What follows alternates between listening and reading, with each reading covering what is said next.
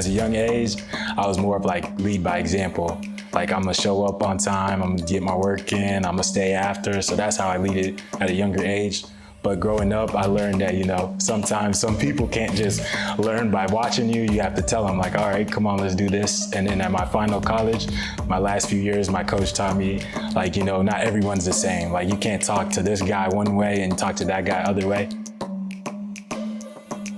Ladies and gentlemen, we are talking about from black belt to basketball star, none other than Derrick Ogechi here with us. Is it Ogechi or Ogechi? Ogechi. Ogechi. Yes. Sorry for butchering your name. All good. It's sometimes we get to eat these things we eat in Kenya, sometimes and your lips are... It's fine, it's fine.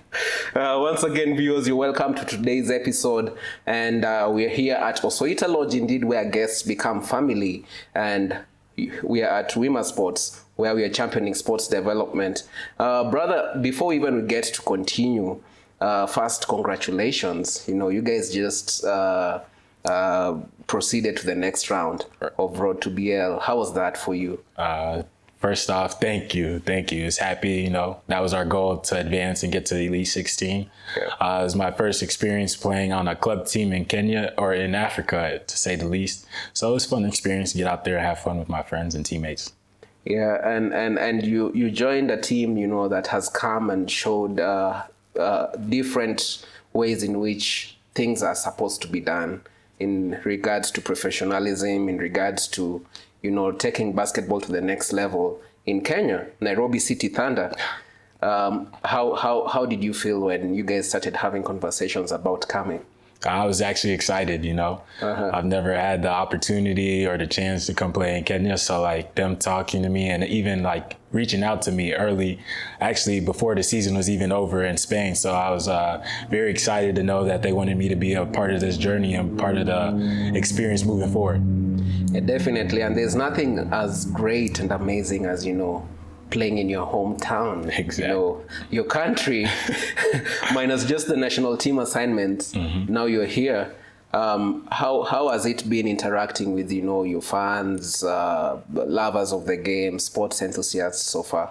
It's been great, all the fans, everyone reaching out, supporting our journey, not only as myself personally, but as Nairobi City Thunder representing Kenya.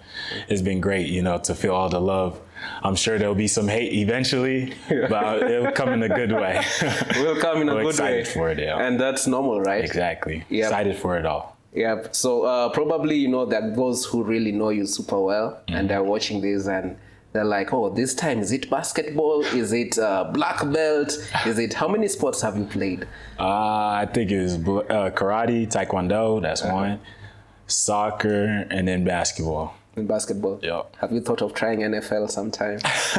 No, everyone always asks me that or tells me, you're an NFL player or a football player. Uh-huh. I was like, no, I'm really scared of contact. That's why I can't play American football. Kenya Rugby Sevens might be leading no chance. No chance. With no pads, I don't think I could get out there. Yeah. So onto your early beginnings. How did it start? With you in karate, taekwondo, how did starting with those two sports, shape your athletic journey and mindset as an athlete? Well, obviously those sports aren't team sports. It's kind of individual. And I started at the age of 4. My dad got me into it. So, I could learn discipline and like just having the skills to defend yourself and protect yourself when it comes to time if you had to fight. And also being an older brother, having a younger sister, it was also like important to know like I could protect them like if it came down to it. So it was a great like opportunity to start my sports career and also like, learn more than just the sports, but also like the discipline and things that come with it. When you just say that, I was imagining you and your dad and your sister walking there. I know she feels really secure. Yeah, exactly. No one will get hurt. So you transitioned and you were transitioning into different sports as you were growing up. Mm-hmm. What motivated you to switch, from soccer and you started focusing, into basketball? How did that decision impact your development? Starting off with going to soccer, it was my dad's sport that he played growing up. So it was like naturally I was pushed towards it, but it was fun. I think I enjoyed it. I was a forward, so score as much as I could possibly do. So I enjoyed that a lot. And then moving from karate to soccer to obviously basketball in the end was a transition I wanted to make, especially going into high school. Like in America, soccer starts in the fall. And then in basketball, there's like open gyms, like where you get to meet the coaches, meet your teammates, and like develop a connection before the regular season starts. And I just decided like it was the best thing for me just to focus on that route and just play basketball, and instead of trying out for soccer in high school. But looking back now, I wish I played soccer. For real? For sure. Why? I wish I at least tried like 1 or 2 seasons. Why so? Because you never know. Like the opportunities, like now that I'm older, like those opportunities will never happen again. Besides in high school, where like just go out there and try. Like it's fun. True, that's true. Any favorite soccer players? Growing up, Messi for sure. Messi, Ronaldo. Messi, Ronaldo. Mm-hmm. Your best between the two? Probably Ronaldo. For sure, probably Ronaldo. If you had a chance to meet Ronaldo, what would you tell him or ask him? I'd probably ask him on the media side because, he has all this attention. Like, how did he face it? And like, what was the things that got him through adversity? Like in the good times and the bad times, like what was his challenges and stuff? Yeah, that's a deep question for sure. You overcoming some of your challenges, you faced setbacks. As usual, our journeys are not always smooth. And early basketball career, you're being cut from the A team. You're just transitioning, then you're being cut. How did this experience influence your work ethic? Actually, I think it was the start of like my journey of like, all right, this is the best basketball thing is what I want to do. Being cut at an early age, I think it was 7th grade. I was trying out with my friends, all of them made the A team besides me. So I got cut. And at that moment, like me and my father and my parents, we made the decision like, all right, let's take this basketball thing seriously. So we got a gym membership so I could go to the gym, got as much gym time as I could possibly get, and then developed like myself. Like playing on a good team is good, like so you can learn how to things, but having the adversity of playing like as one of the best players or the best player on the team actually like helped my career. Like I was the focus, I was getting the ball every time I had to go guard. So I think that really helped my obviously my journey as a player because I got to be the guy at a young age. So I think it was really good for me. Your first national team assignment is, kind of related to all this. How was it for you at that time? In 2021 for AfroBasket. Yeah. It's crazy because the story of getting onto the team is insane because I just came for vacation and then I texted Maxine, the TM. Yeah. I was like, can I get in the gym sometime? Like just to get some shots up so I can get ready for a university college season. And she's like, yeah, you could come. We're working out at this time. So I'm just like, okay, I'll just show up to work out. Then they're practicing, like they're going up and down. It's like, just hop into practice. I was like, okay. So I just hopped into practice, not knowing anything. And then I'm practicing. They're like, oh, this kid's actually kind of good. Let's put him on the team. So that was a start. And then obviously getting down to AfroBasket.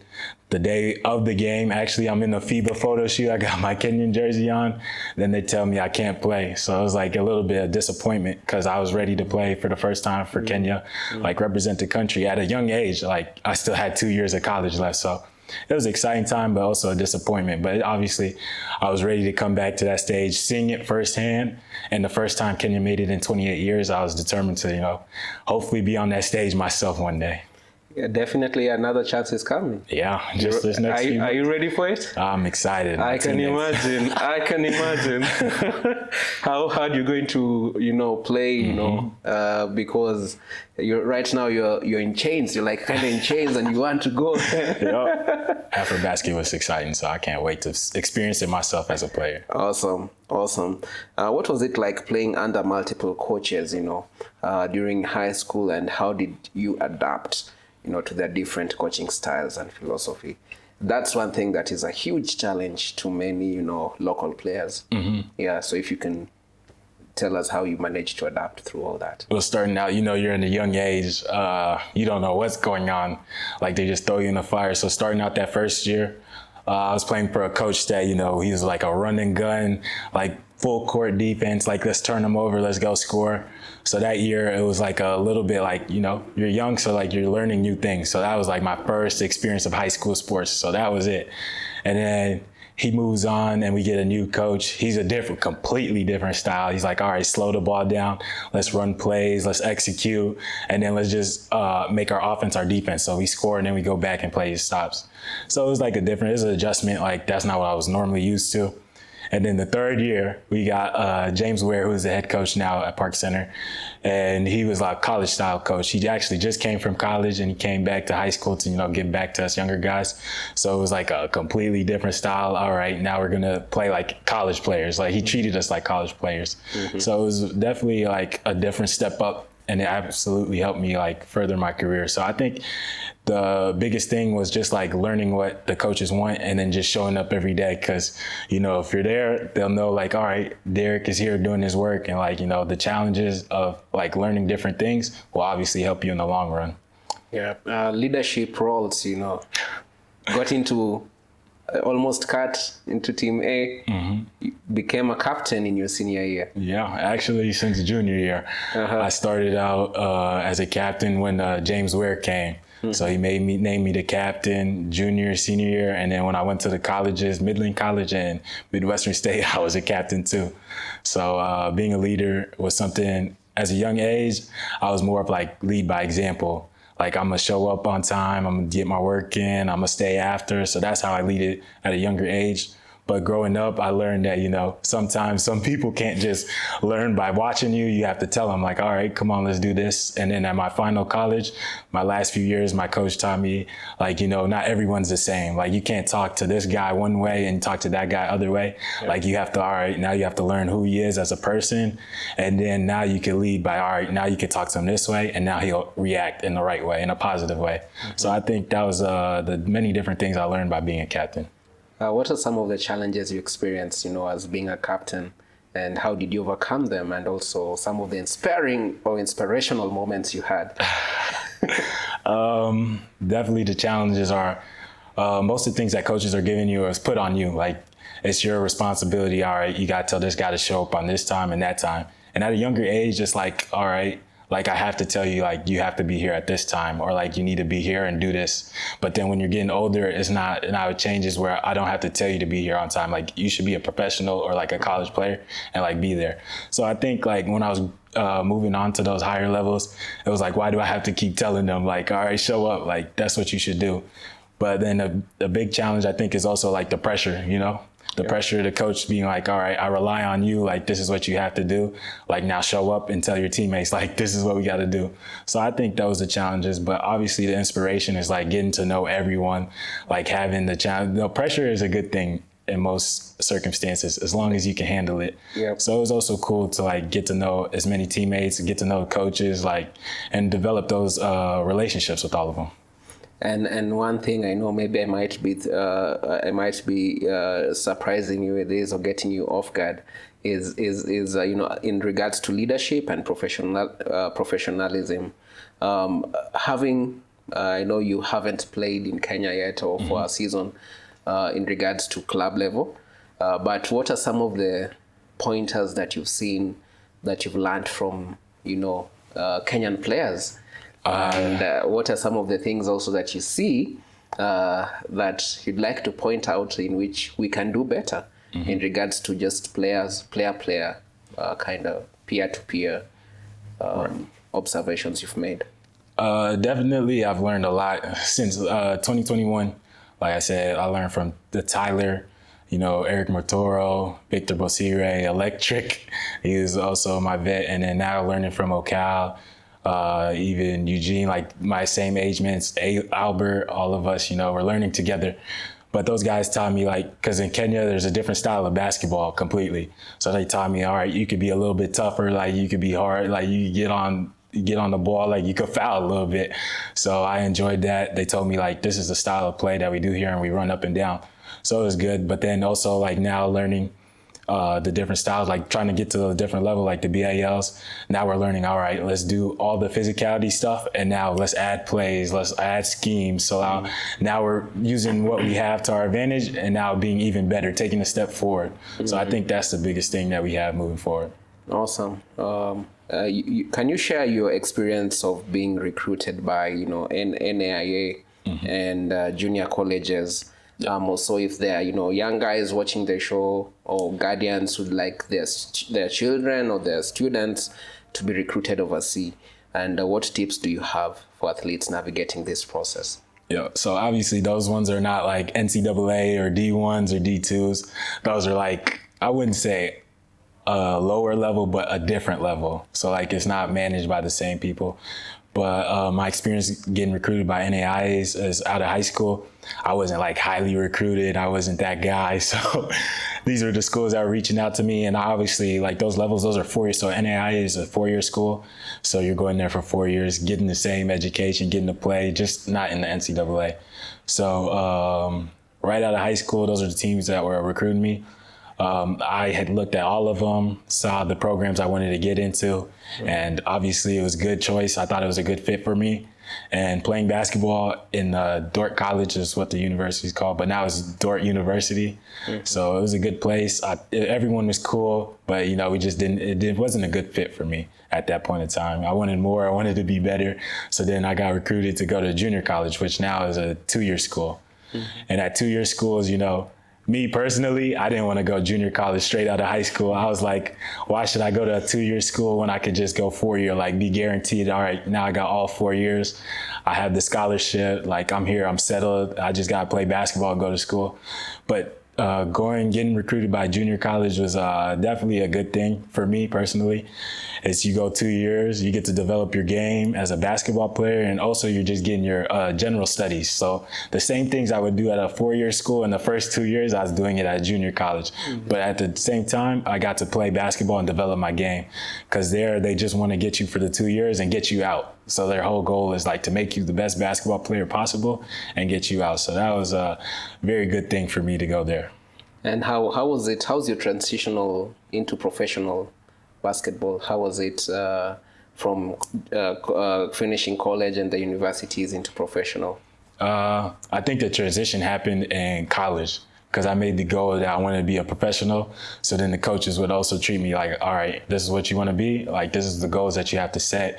And these are the things that you have to improve on to make it to that level. So then over the years, I think it was like just making goals or making transitions to my game to improve it and to obviously become a professional over years. But the transition was pretty simple because of that preparation. And I just had to go out there and do what I've been learning in the past few years. Current goals. Now you've signed with, Nairobi City Thunder, right there on your chest. And what are your goals for the upcoming season? Also, you still continue the road to BAL, mm-hmm. Then KBF, Kenya Basketball National League is about to start as well. Right. But I know maybe your mind right now is, BAL.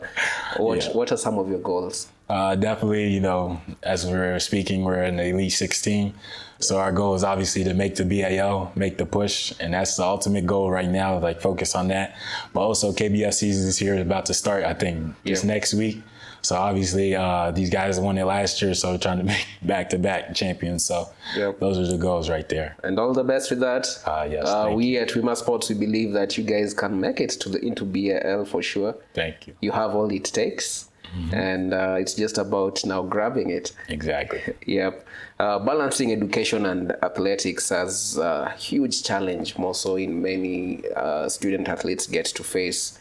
How do you manage to balance your studies when you are studying with, your athletic commitments, wanting to get better, mm-hmm. Making that decision to now, yes, I want to go pro, but still having to pass your exams? How was it for you? That's a funny story because, as a young kid, you're not looking at school as like, a priority. You're like, Mom, I want to play basketball or that. I want to play sports. Like, this is what I want to do.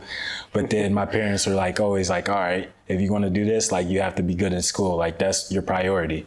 So me, I would just go do my homework as fast as possible, as good as I can. And then boom, I'm outside, I'm playing basketball again. Mm-hmm. So for me, it was like, basketball is one challenge and school is another challenge. All right, let's see how good I could be. So then I always push myself to, get an A in every class. And then basketball, all right, I finished my schoolwork. Now I could go practice as hard as I can and be the best I could be as well. Yeah. So I think balancing it, especially at a younger age, was all right, let's get the schoolwork done and then let's go focus on basketball. And then going into college, it was like, all right, now it's time management. Now you have to, all right, I got workout in the morning, I got to do class during the day, then I got practice, and I got to come back and shoot. So it's like more of time management as you get older and older. And now being a professional, I actually finished my master's degree last year while I was a professional. So, and it was a different time zone. So I'm in Spain and I have to have homework due in the US time zone. So I'm like, I got to go to practice. All right, finish practice. Now I'm on the computer doing all of my assignments and stuff. So I think it's just a time management thing and balance. Like you have to make sure that you're getting your schoolwork done because basketball isn't forever. Yep. You have to remember there's things after it as well. Very true. And speaking of Spain, you had great success at Koto. What were some key factors that contributed to your team's impressive record? Actually, before I got there, I kind of started late. Our team was like 1-4, I believe. And then we started playing like it's like, all right, we almost can't make the playoffs. So now we have to focus. I think the biggest thing for us was like team camaraderie. I think we came together, developed relationships, not only on the court, but off the court. We got to know each other really well. And then that turned out to be the best thing for us moving forward, playing basketball. It was like, all right, because in Spain, it's every week. You play a game once a week. So you were killing each other in practice. And all right, let's go play a different team. Now we're killing them. Then now we win 5 in a row. Then we go 10 in a row. We're like, maybe we could do something. Now we go 15 in a row. And then obviously we finally lost after a while, I think it was. And then we're like, all right, we need to regroup. Like, we're not as good as we thought we are. So now it's like, all right, let's make this last push to make the playoffs. So then we're like, all right, cool, we can actually do this. And then obviously once we got to the playoffs, we were like, all right, everything's on the table. It's time to win. It's time to win. Yeah, everyone was fighting for each other. We looked to the left, the guys were rolling with us. We looked to the right, he's with us too. So I think that was it. Awesome. You've been through a couple of countries and different cultures. How have you managed to balance all these cultural differences and playing basketball in Spain, playing in the US, now in Kenya? How has it been for you? I think for me is just having an open mind, like not having a closed mind, like being open to all the experiences, not just eating out or like eating the same things I've always been eating. I think we can start there. I think that's the easiest way, to get your cultural experiences by eating, like going to different restaurants, trying new foods, just like reaching out into the community, like stuff like that. And then like also traveling, like there's in the different cities I've been to, you try to get out, you try to be a tourist in your own city is what I tell people. Yeah. So obviously doing that and then getting to know the people there. So like the local guys, there's always local guys everywhere. So like you try, like where should I go? Like what should we do? And then you always, you get the best of both the worlds doing that. You get a relationship with them and you also get to see a different part of the world. Yeah. Before we get into, the next, speaking of matter skills development and training, there is always a downside in an athlete's life. Mm-hmm. And this is injuries. And you were able to go through one with the ACL. Mm-hmm. How was it for you, and how did you get out of it? It was hurt. It hurt me a lot because I just came back from Afrobasket. They just named me on the team. I was excited, and then I had the first disappointment of not playing in Afrobasket. So I was excited to come back to prove to people like I can actually play. So then when I got back to college, I think it was like a couple weeks, 2, maybe 3 weeks later, I was in practice playing really well. My coaches, my teammates were all impressed, and I came down, I did a jump stop, and my knee buckled and everything was gone out my left knee. Mm-hmm. And then everyone knows ACL injuries are pretty long. I think I sat out 5 straight months without playing any basketball. It was just like in the training room every day, trying to lift my leg, trying to bend my leg. Like it was things like that every single day for 5 months. And then obviously after that, I came back slowly. Like now you're just working out by yourself, getting shots up. Now you're trying to do different cuts by yourself. And then you slowly work your way up. And now it's 1-on-1, 2-on-2, 3-on-3, stuff like that till you finally get to 5-on-5.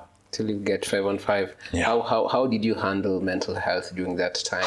Was it a challenge? Oh, for sure. It went from like being one of the best players, like having the best feeling of playing at the national team, to coming back to being the best player on the team. And then finally getting hurt, it was like I had the high, and now I'm at the lowest of lows. So mentally, it was like for me, it was like another challenge. Like I said, I try to take things as challenges. Like, all right, can I prove to myself or to others, like I can come back from this? Like, this is just one thing. Like every day, all right, let me bend my knee this far. Let's see how far I can get. So I thought I took it as a challenge instead of just being down on myself. Like, why did it happen to me? I felt like, if anything, I could do better than I did before. Are there any specific things that, you did that you'd like to share, maybe to the viewers? That can help someone who's going through more or less the same thing at the moment. Yeah. Just try to stay positive the whole time. Find people, things to do, like people to lean on. And then for me personally, during that time, I had good coaches and they let me like see the future, because I always told them I wanted to be a coach after I was done playing. So they were like, all right, here, be a coach. So I was literally the whole time like being a coach. Like at a university. Like he let me sit in the meetings, like learn all the things of being a coach. So it was like finding things that, you enjoy. Because, obviously basketball isn't forever. So therefore, this was a perfect time to like explore, like, let me see who I am as a person, get to be around friends, learn other relationships. And also like, like I said, develop myself as a coach. Skills development is something that is key and not so much taken seriously in, our African countries. What can you say about it in regards to Kenya? Skills development is tough here in Kenya because, you have one indoor gym and a whole bunch of outdoor gyms. So it's really hard for kids to get in the gym. Like I said, at the age of 7th grade, or when I was in 7th grade, I got in the gym every single day. So like that development is kind of hard when you only have one place. So it'd be helpful if kids would know like where to go and like what to do. And then also, recently, like there's more coaches, skill development coaches that are helping players here in Kenya start their skill development early age now. So I think it's good. And then obviously watching the street league, like those guys, and then moving on to KBF. So it's like good to see like the development of basketball starting at a younger age here in Kenya. Speaking of skills, what are some of your specific skills that you like developing, or you love doing, or enjoy doing in the game?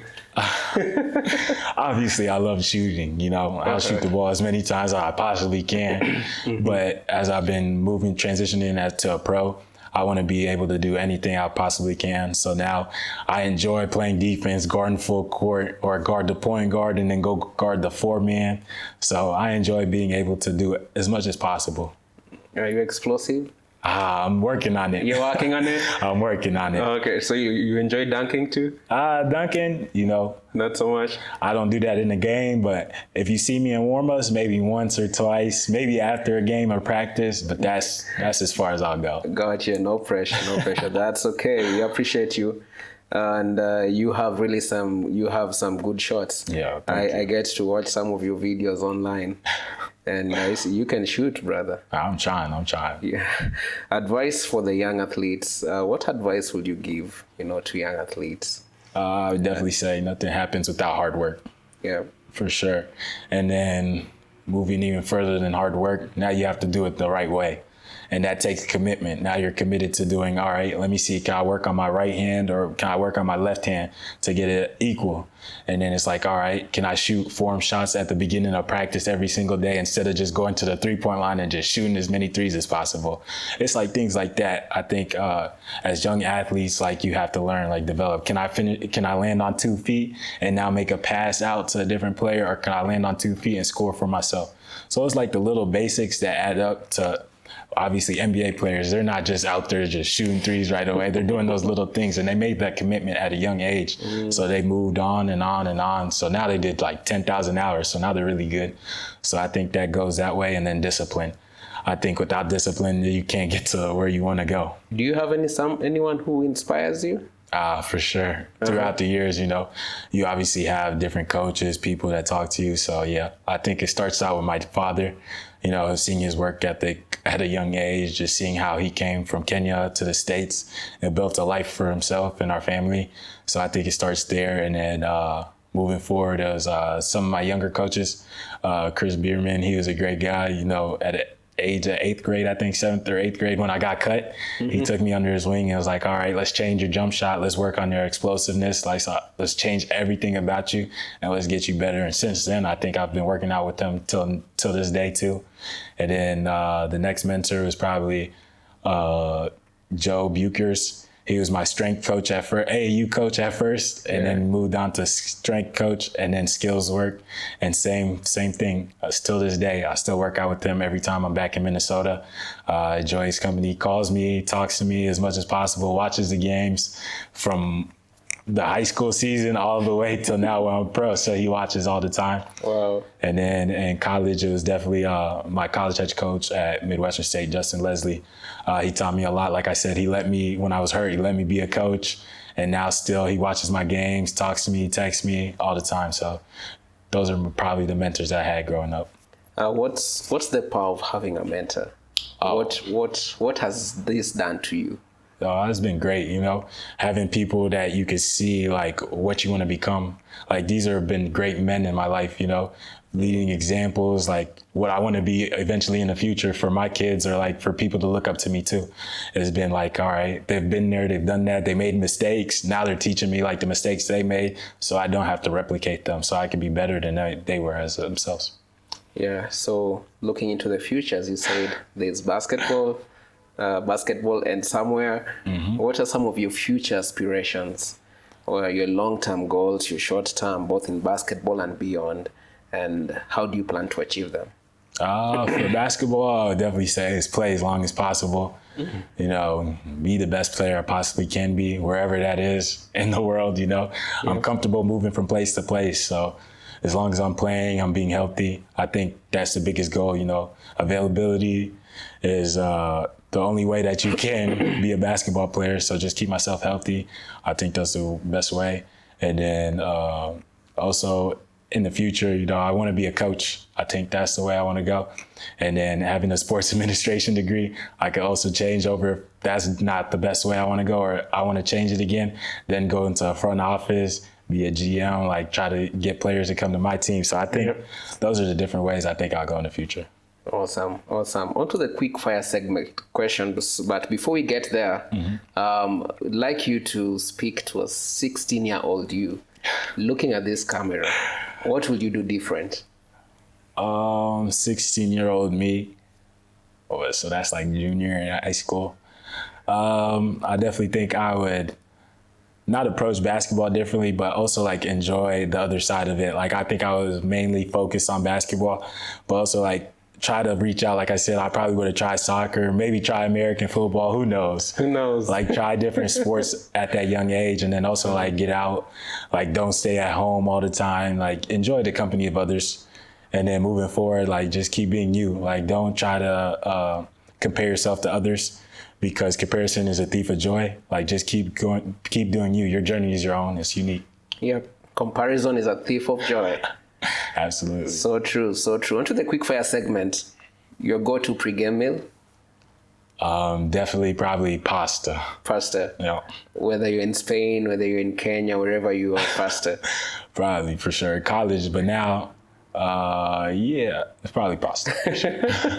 Favorite basketball player of all time? Kobe Bryant. Yeah. One word that describes your playing style? Versatile. I like that.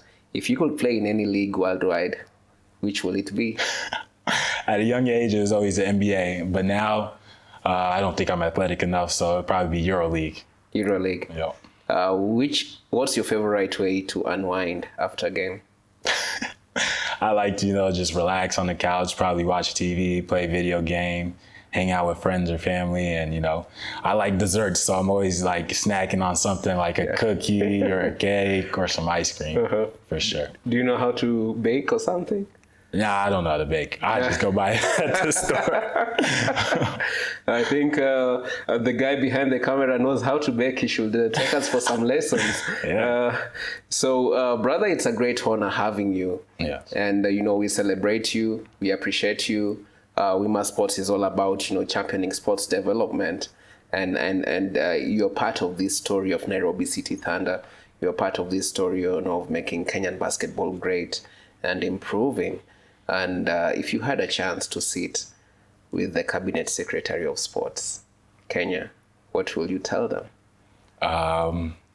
Probably just continue to like keep helping us and pushing us to become, fully professional. Like basketball isn't just like a leisure or recreation.